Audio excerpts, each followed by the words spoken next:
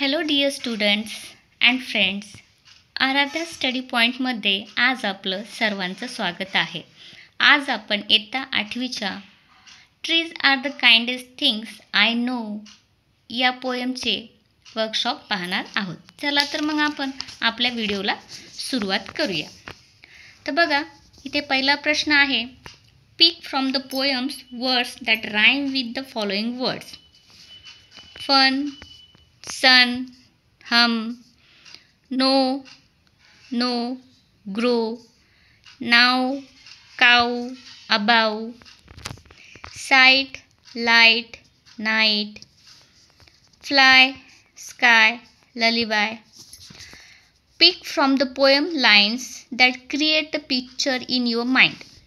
आता बघा, तुम्हाला पोएममधून काही लाईन्स घ्यायच्या आहेत जे तुमच्या डोक्यामध्ये काही पिक्चर तयार करते. And in the spring new birds of green as like this. बघा, first, and spread a shade for a sleepy cows when evening changes into night.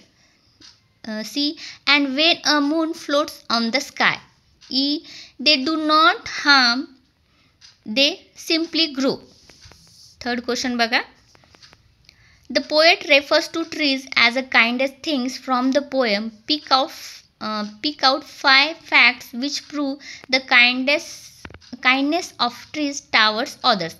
आणि पोएम्स या पोएट या कवितेमध्ये या पोएममध्ये आपल्याला सांगतात की trees are the kindest things.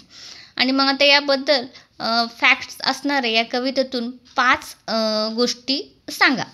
तर काय सांगायचं, trees give us fruits, trees give us flower, trees give us shade, trees give us wood, trees give us leaves to burn. Okay.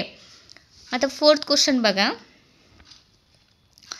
find the words that describe the following: cows, sleepy, new birds, green, sun, morning, lullaby, drowsy, trees, kindest.